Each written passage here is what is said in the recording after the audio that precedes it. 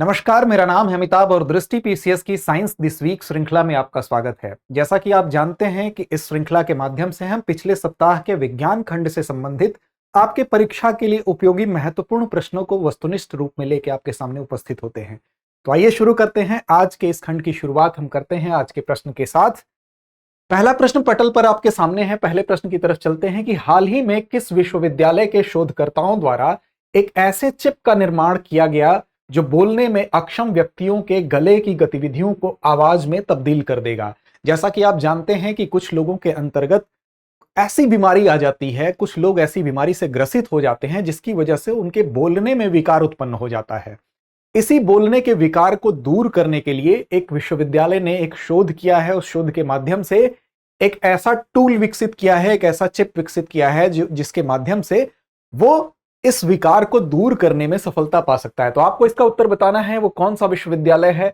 California विश्वविद्यालय, Oxford विश्वविद्यालय, Cambridge विश्वविद्यालय या इनमें से कोई नहीं। तो आइए देखते हैं सही उत्तर क्या है।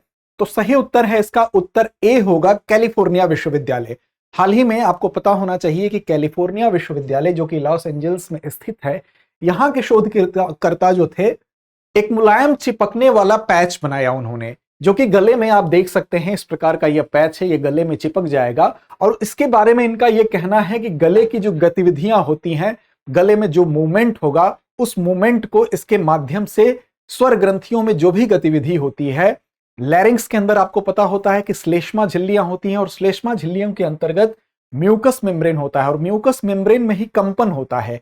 इसी कंपन को ये जो चिप है वो कैच करेगा और उसको वो विद्युत जो है आप देख सकते हैं संकेतों में तब्दील करेगा और विद्युत संकेतों में परिवर्तित करने के बाद इसमें एक मशीन लर्निंग एल्गोरिदम होगा, उसके द्वारा इसको संसाधित किया जाएगा और संसाधित करने के बाद ये उससे एक भाषण उत्पन्न करेगा, अर्थात उस गले के कंपन से उसको भाषा में तब्दील करेगा, आवाज में तब्दील करेगा।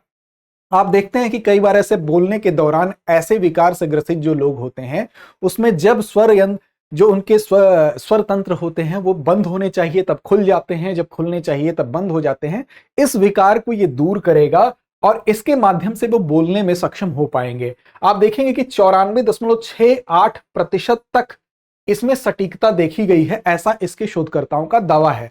साथ ही ये कहा गया कि जो वोकल कार्ड डिस्फंक्शन होता है, अर्थात बोलने में जो वोकल कार्ड खुलने बंद होने की जो प्रवृत्ति होती है, उसकी डिसफंक्शनिंग को करेक्ट किया जा सकता है और जिस समय बंद होना चाहिए उस समय यह खुला रहता है वोकल कार्ड, जिस समय खुला होना चाहिए बंद रहता है।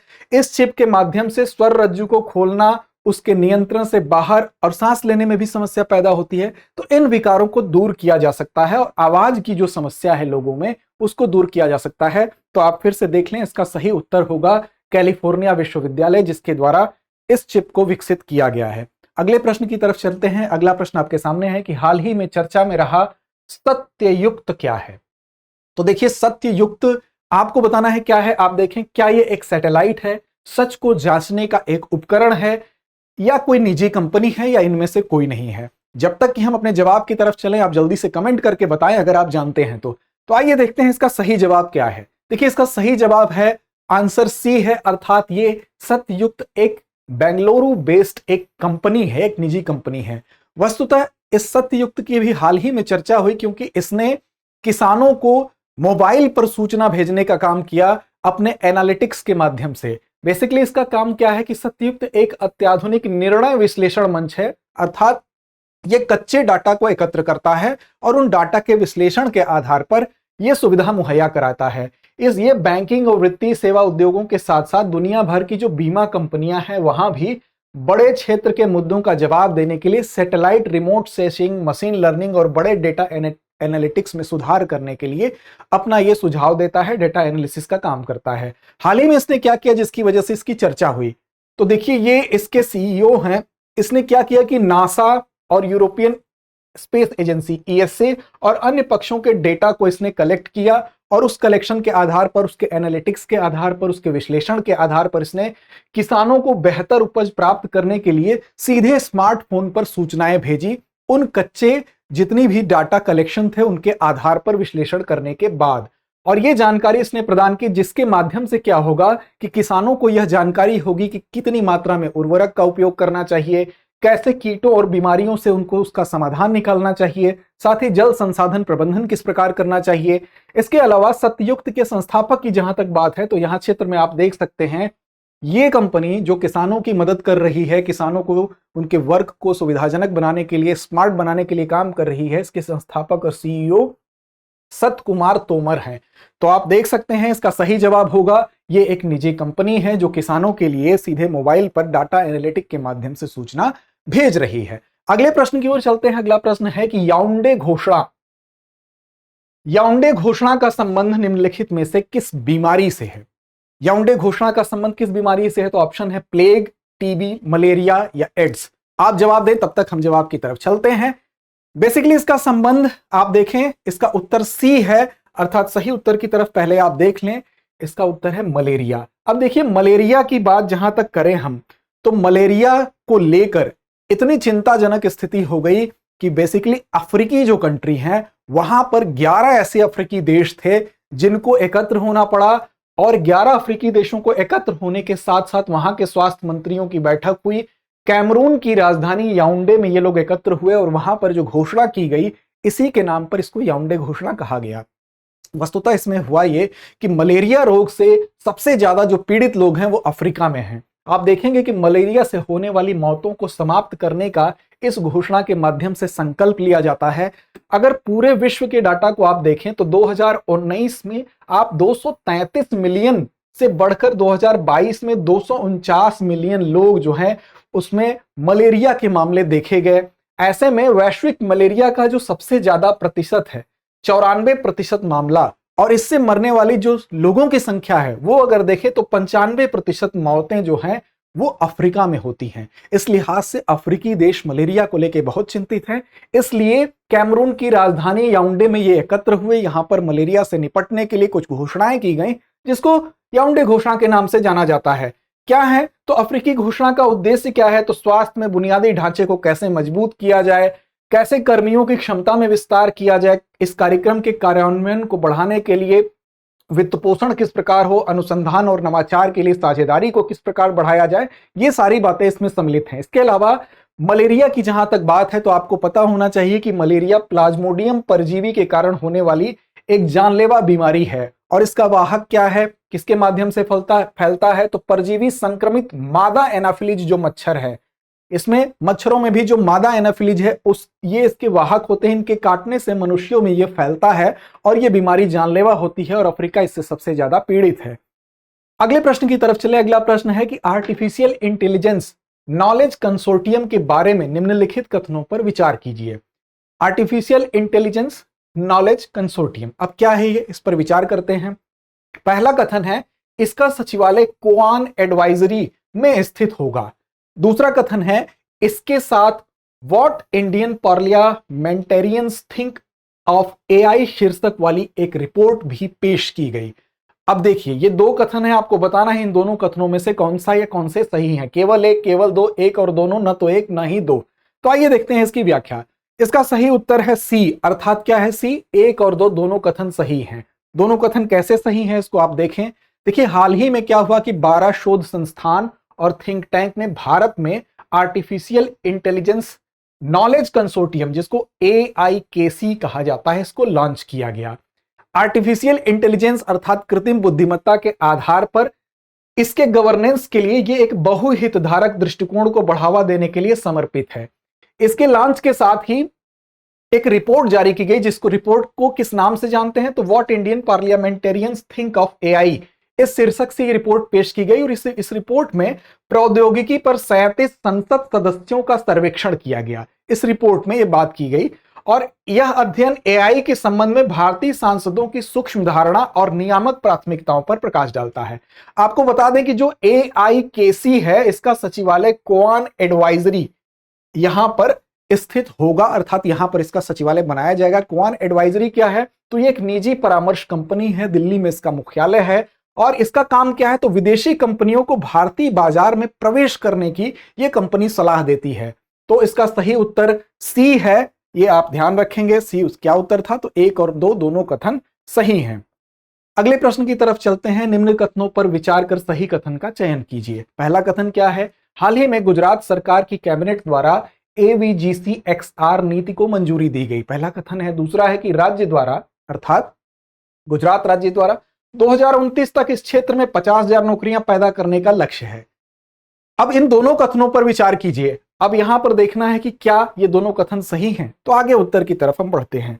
उत्तर क्या है? तो दरअसल ये राज्य गुजरात नहीं बल्कि ये केरल राज्य है, और केरल राज्य की कैबिनेट ने एक नई animation, visual effects, gaming, comics and extended reality, जिसको AVGC-XR शॉर्ट फॉर्म में कहा जाता है, इस सेक्टर की नीति को मंजूरी दी है। और इस नीति के तहत क्या किया है? तो इससे इस राज्य में अर्थात केरल राज्य में स्कूल स्तर से लेकर विश्वविद्यालय स्तर तक नीतिगत हस्तक्षेप किया जाएगा और ऐसी पॉलिसी बनाई जाएगी कि इसके आधार पर कुल मिलाकर 2029 तक यह लक्ष्य है कि 50,000 नौकरियां पैदा किया जाए, 50,000 नौकरियों का सृजन हो।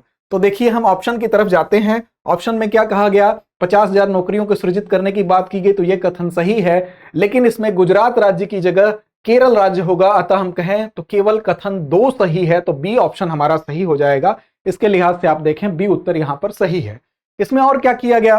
तो नेतृत्व, सर्वोत्तम अभ्यास, अनुसंधान सहायता, प्रशिक्षकों को प्रशिक्षण और कौशल प्रशिक्षण देने के लिए, ये सारे काम करने के लिए एक सेंटर फॉर एक्सीलेंस बनाया जाएगा, जहां पे ये आपको रिसर्च करने के लिए, इसमें ट्रेंड करने के लिए यहां पर ट्रेनिंग दी जाएगी। और यहां क्या होगा? किस बात की ट्रेनिंग दी जाएगी? तो विजुअल इफेक्ट की, ई स्पोर्ट्स की, गेम डिजाइनिंग की, एडिटिंग की, क्वालिटी टेस्टिंग की, साउंड डिजाइन की, इंजीनियरिंग, वर्चुअल रियलिटी, इन क्षेत्रों में जो पाठ्यक्रम है वो संचालित किए जाएंगे। और इस दिशा में लोगों को ट्रेंड करने के लिए जो पेशेवर प्रोफेसर्स होते हैं उनको यहां अपॉइंट किया जाएगा। उनकी मदद से सेंटर फॉर एक्सीलेंस में इन सारी बातों को सिखाया जाएगा। तो ये काम केरल सरकार ने किया है। तो आप ध्यान रखेंगे, इस प्रकार का अगर ये सवाल आता है तो आपका गलत नहीं होना चाहिए। अगला प्रश्न है पटल पर कि रोडामाइन बी पर हाल ही में किस राज्य द्वारा प्रतिबंध लगा दिया गया? तो देखिए, इसमें रोडामाइन बी क्या है उसको भी जानना आवश्यक है, और किस राज्य ने प्रतिबंध लगाया यह भी जानना आवश्यक है।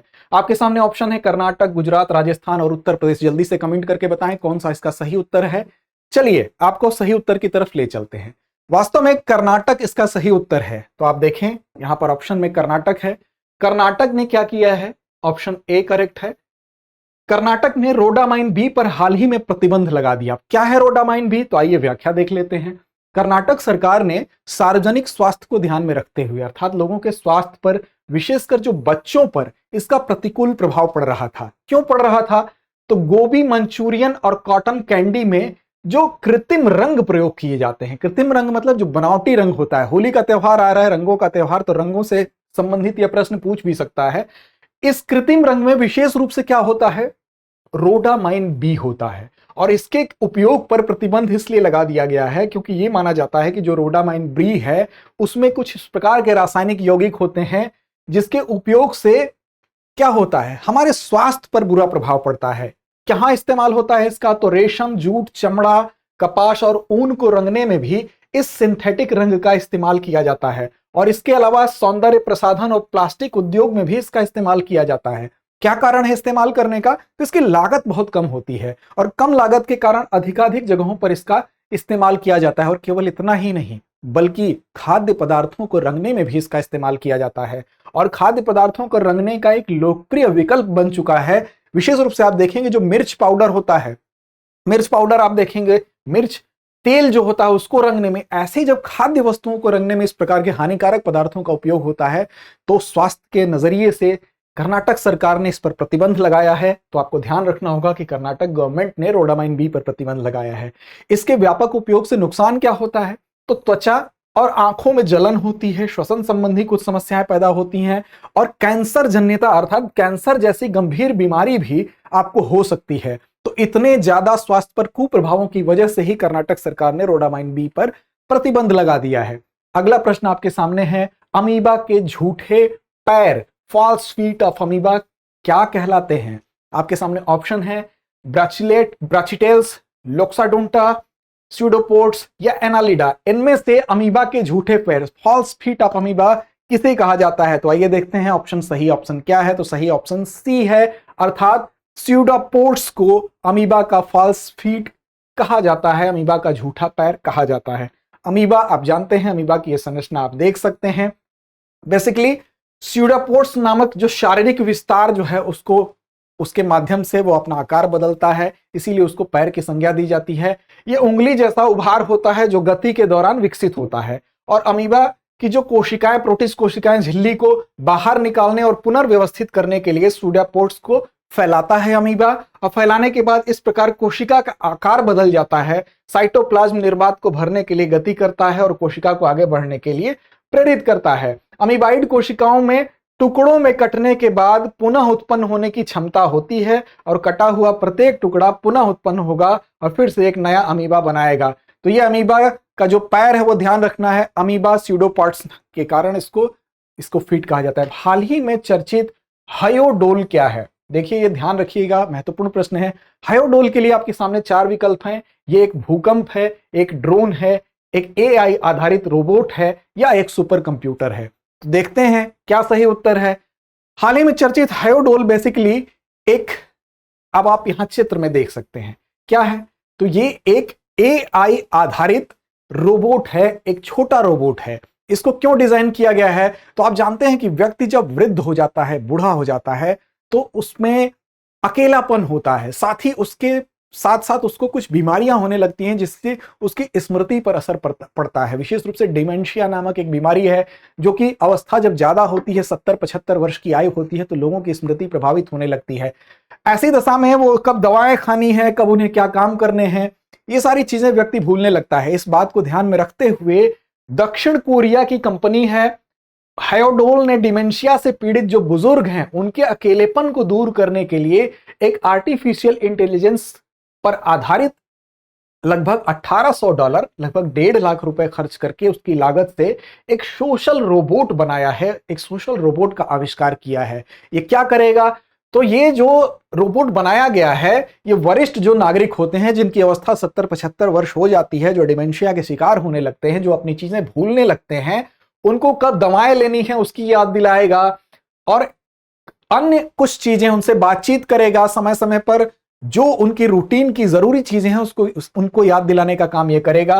साथ ही वहां की सरकार ने लगभग 7000 ह्यूडोल गुड़िया या ह्यूडोल ये छोटा रोबोट जो है वो तैनात किया है।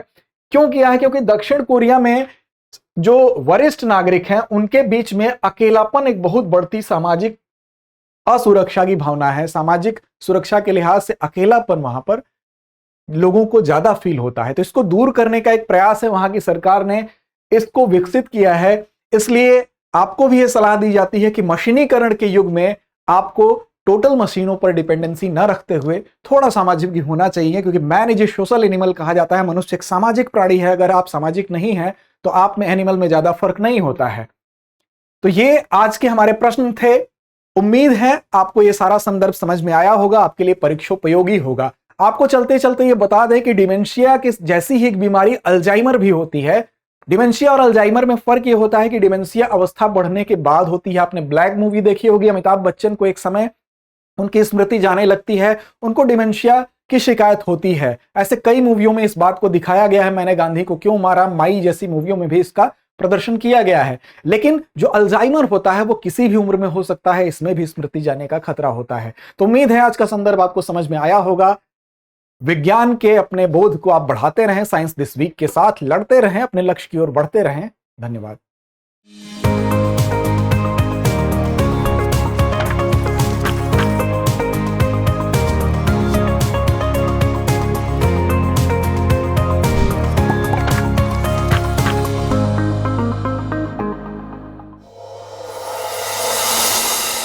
डियर व्यूअर्स, अपने एग्जाम की तैयारी को और बेहतर करने के लिए हमारे चैनल को लाइक, शेयर और सब्सक्राइब करना न भूलें।